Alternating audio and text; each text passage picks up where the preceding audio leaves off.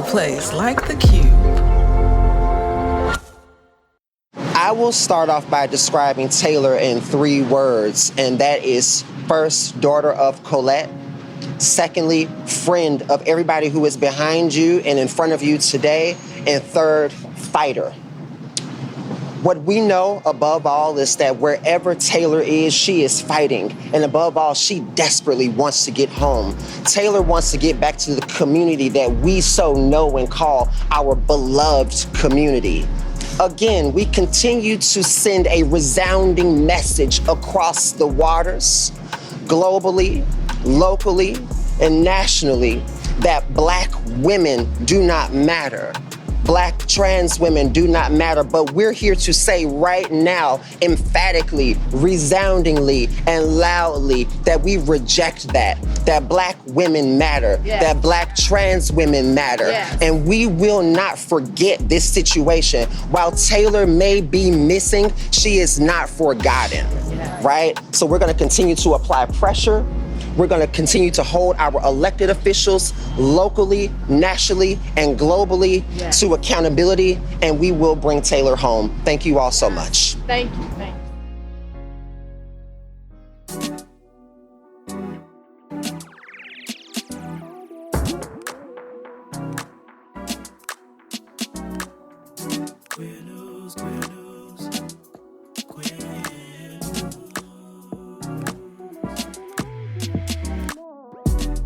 Family, it's your favorite queer radio personality, Anna DeShawn, and this is Queer News, your favorite weekly news pod where race and sexuality meet politics, culture, and entertainment. The clip at the top of the show was Shannon Lynn Parker, Executive Director of Brave Space Alliance here in Chicago, at the press conference that was held for Taylor Casey on Thursday, July 11th, on her 42nd birthday. My heart breaks every day that Taylor is not home, and the more I hear about this investigation, the angrier I get. Truly, I got more updates for you at the top of the show. Also, family, don't forget, I want your queer news tips. I haven't gotten any in a while, so if there's something exciting, fun, even devastating happening in your communities, I want to report on the things not making a blog, not making the news cycle, all right? The information on how to submit is in the show notes. QCrew, you know, I always got to show y'all special love. Y'all are helping to sustain this podcast in a time where the word news is being filtered from social media, where the word queer is being filtered from social media, where the word politics is being filtered all over the place. It has been hard, y'all. This has been a tough year. And so I'm talking to you who is making a monthly donation to the Queer News Podcast. I am saying thank you. Thank you. You are truly helping to sustain this medium. And if you're listening to this and you're not part of the QCrew, please join. It helps us sustain absolutely everything that we do, from hosting, editing, marketing, PR, travel. So if you believe in this work, if you believe LGBTQ stories need to be amplified, if you love and respect how I report on the news and tell our stories, join the QCrew, okay? A link is in the show notes. And family, don't forget about our YouTube channel, okay? We just surpassed 400 subscribers. Woo, woo, okay? Visit E3 Radio on YouTube, turn on the notifications and all the things. Now for the news. Our top story is an update about my Chicago comrade, Taylor Casey, who went missing in the Bahamas for over 3 weeks now. In politics, Thomas Crooks, a 20-year-old registered Republican, attempted to murder former President Donald Trump. In culture and entertainment, Richard Simmons has passed away. The Trevor Project has a new CEO. And the daughter of Cameroon's president comes out on Instagram despite the ever-present dangers. So much to talk about, family. Let's go. Family, our top story today is, of course, Taylor Casey, my Chicago comrade who's been missing in the Bahamas now for over 3 weeks. On Thursday, July 11th, her family, friends, organizers put together a press conference on Taylor's 42nd birthday here in Chicago to update everyone about the investigation. And let me tell y'all, the more I hear about it, the angrier I get. In a press release that was dropped on July 9th, it was the first time that her family, friends, organizers mentioned that Taylor is a Black trans woman. Of course I knew, and when I saw the initial press releases where it didn't mention her identity, I knew why. I knew it's because of concerns around how her investigation would be handled, the care, especially in the Caribbean, given the known biases, and I understood. But when I saw the press release on July 9th and it mentioned her identity, I knew things had shifted. I knew that they felt it was necessary to also amplify the fact that she's a Black trans woman missing in the Bahamas. And let me tell y'all what her mom, Miss Seymour, said. She said, "My child has been missing for almost 3 weeks. My family, friends, and I are distraught. I am pleading with everyone to call your elected officials and demand the FBI lead this investigation and bring her home safe and sound." One of my dear friends, I actually call her my church boo. I can't even tell you how long I've known Jackie, is one of the lead organizers of the Find Taylor Casey movement. She said this: "Too often, Black trans and gender expansive siblings go missing with little to no attention in the media or investigation by authorities. We are extremely concerned for Taylor's safety and need your support in keeping the pressure on American and Bahamian authorities." You know, all Taylor was looking to do was get a yoga certification. You understand? Like, that's all she was looking to do. Deepen her understanding. Bring those understandings back home to Chicago. Something else that was so disturbing to me was last Tuesday, July 9th, the Royal Bahamas Police Force announced that Michael Johnson, the chief superintendent, is on leave. They put him on suspension because of corruption and some sketchy voice notes that they found that seemed to be connected to gang activity, and he was the one leading Taylor's investigation.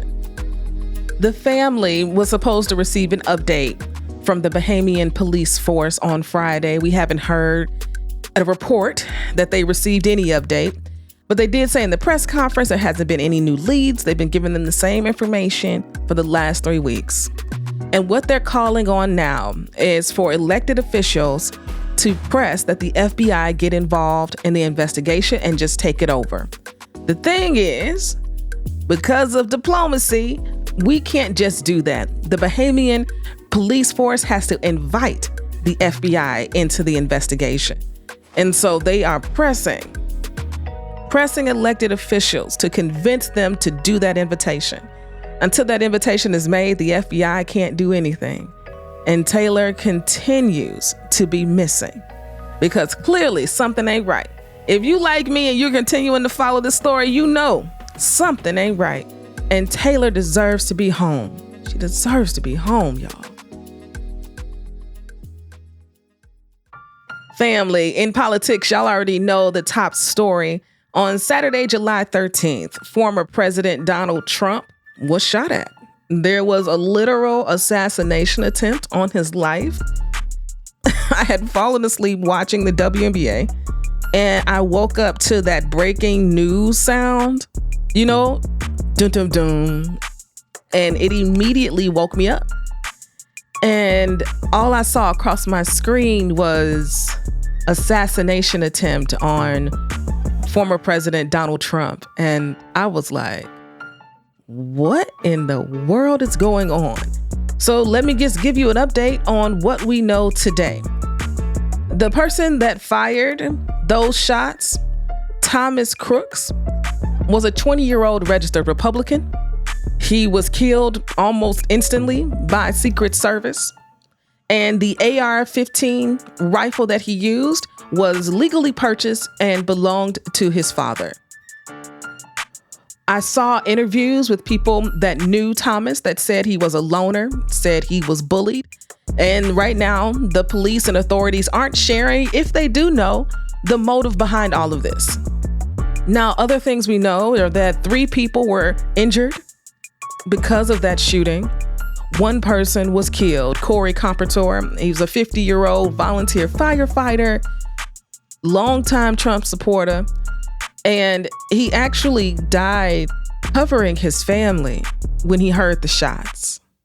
The other 2 people who were injured, David Dutch and Jaymes Copenhaver, have been listed in stable condition.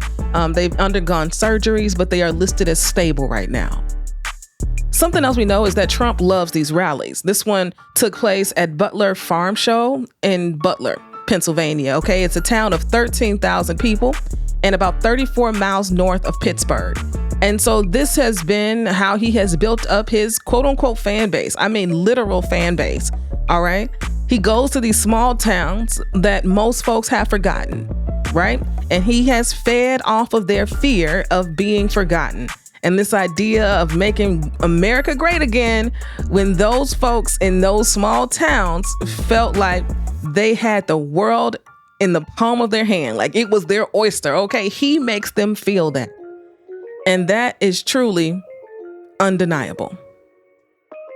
Now, other things we know and other things that I've seen on the internet, and I'm sure you have too, there have been massive conspiracy theories, okay, about this even taking place. I have also seen so many comparisons to when Reagan was shot, right? And how that catapulted him into being elected, right, as president of the United States. I have seen so much of this over the last 48 hours. And here are my thoughts. As this is my podcast, I have given you the facts of what has happened.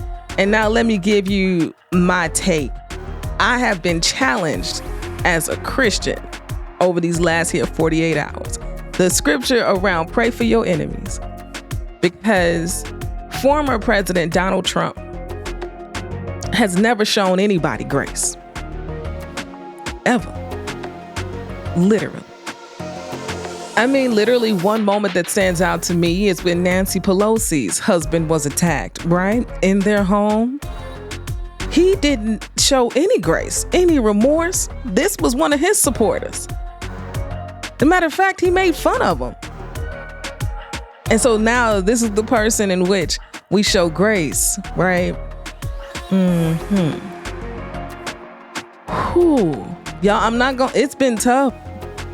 It's been tough because every single one of my identities as a Black queer woman have been attacked by him and his administration and his supporters. From where I sit, Make America Great Again was a time when we were 3/4 of a person in the Constitution. He has put together a Supreme Court that has dismantled Roe v. Wade, who has given the presidency some supreme power of immunity. It's scary. And now this moment, something nobody actually should agree with, right? There should not be violence in politics. But he's been spewing so much violence for the last 8 years. Wasn't this inevitable? Now, what I will say is that I'm sure he didn't see it coming from a registered Republican. And now the Republican National Convention kicks off. And I'm sure anyone who had a speech has rewritten it, okay, since this moment has taken place. The Democratic National Convention is coming. The next 3 months are going to be wilder than we ever thought. And I'm just going to leave it at that, family. That's all I got. That's all I got. I think it's a great time to take a quick break. And when we get back, we'll have culture and entertainment. Hey Queer News fans, it's Derek from E3 Radio, here to tell you all about our latest show, Queer Open Mic. One of our missions is to uplift and support the incredible talent within the LGBTQ+ community, and that's exactly what we set out to do with this monthly showcase. Queer Open Mic will feature talent such as musicians, DJs, poets, and more. Head over to our YouTube channel at E3 Radio to catch the latest episode. And before you go, make sure to hit that subscribe button, turn on your notifications, and share. That's it for me, and thank you for joining us in celebrating queer talent. Peace, family. I'm Darren. And I'm Esther. And this is Second Sunday, a podcast about Black queer folk finding, keeping, and sometimes losing faith. This season's full of candid conversations.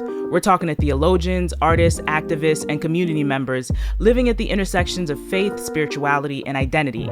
The Saints ain't ready for this, but we're still going to talk about it. Second Sunday. Find it wherever you get podcasts. Second Sunday is a Qube original podcast and is part of the PRX Big Questions project. Family, welcome back to the show. In culture and entertainment, our top story for today is about the passing of Richard Simmons, the beloved, fitness guru who graced televisions, infomercials, VHS tapes, of just glitter and smiles and big hair and movement and energy for decades. He passed at the age of 76 in his home. They're saying there wasn't any foul play, and we know that Richard has really been in hiding for quite some time, since his 60s, due to health concerns and issues, and people keep pressing, and they kept pressing and prodding for answers. People wanted answers. The public always thinks they deserve answers, and Richard stayed true. He wasn't budging, and his life was so well lived. One thing I remember about Richard Simmons, besides his energy and those tops and those short shorts, was how the people that were working out with him were always different shades. They were always different sizes. He was always so encouraging. His model for being a fitness guru was so different than everyone else's. He was not Jane Fonda, He was Richard Simmons. And he inspired so many people to just move their bodies. He showed folks that you can just move your body and be a healthier human being. I don't know what the final years of his life were like. No one really does, except for those who were in his intimate circle, because he really did shut the world out. But he gave so much to the world that people should just be okay with that. So today, Richard Simmons, we say thank you for how you showed up. You never said you was queer, child, but we all knew. And we thank you for that too. We thank you for that. Well done, Richard. Well done. Family, in other culture news, the Trevor Project has a new CEO. And I'm sure you are familiar with the work the Trevor Project does. They are the leading crisis intervention and suicide prevention organization for LGBTQ plus youth. And Jaymes Black, who identifies as a Black non-binary lesbian, made history when they accepted this position by becoming the organization's first CEO with all of those identities, all right? Black brings experience leading high-performing teams and a proven track record in finance, technology, and nonprofit leadership. Jaymes said, right now, far too many queer and transgender youth are struggling because of how they are mistreated and stigmatized by other people. I know what that feels like firsthand. And they went on to say, this work won't be easy, but I am ready to roll up my sleeves and help create a world in which all LGBTQ plus young people feel safe, accepted, and free to thrive as their truest selves. I love this. I love this for the Trevor Project, and I love this for the movement. Congratulations, Jaymes, on the new position. In more culture and entertainment news, let me tell you, family, you just never know who's going to come out, right? I reported about Amber Ruffin coming out last week, and now Brenda Biya, the daughter of Cameroon's president, Paul Biya, recently came out on Instagram. And y'all, she didn't just come out. She came out with a picture of her and her girlfriend, Brazilian model, all right, kissing, not just holding hands, not hugging, kissing, with the caption, "I'm crazy about you, and I want the world to know."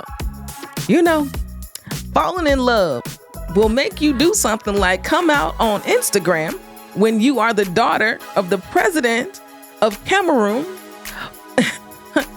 You know, a country that demonizes homosexuality when it is truly a chargeable offense of up to 5 years in prison.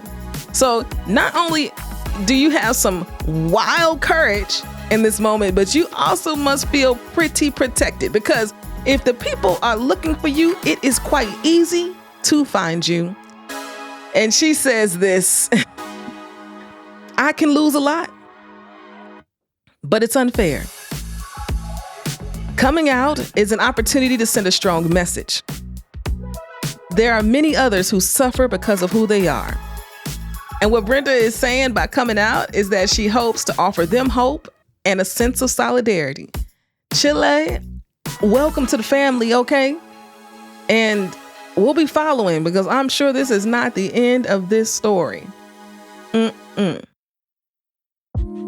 Family, it's that time of the show for Anna's Got a Word, because Anna's always got a word. And my word again today is fight, okay? I saw Sha'Carri Richardson's Vogue cover and that spread with her family, and just thinking about how she has bounced back, how she fought back. You know, she did not give up on her gift. She is winning in this moment, and I love to see it, okay? Even Shannon Lynn Parker at the top of this episode talked about Taylor fighting. No matter where she is right now, she is fighting.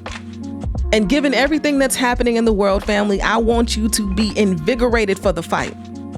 We got a lot to fight for. We need to fight for the future. We need to fight for our humanity. We need to fight for our rights.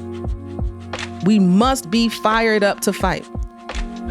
I'm fighting myself, family. The word queer is blocked all types of places. The word news is blocked. Politics, blocked. That is my whole platform. Listenership has been down. Money has been down. And I'm still fighting, family, because I believe in this platform. We need it. I need it. And I'm going to keep fighting. I'm going to keep showing up. It's been a little late this summer season. Summer is hard, okay? But I'm fighting to show up because I know how important it is that we have a voice out here. When all the things around us feel like they're trying to silence us, weaken us, we have to be undeterred, okay? For the fight. I love y'all. I love y'all, and I'll talk to y'all next week. Peace.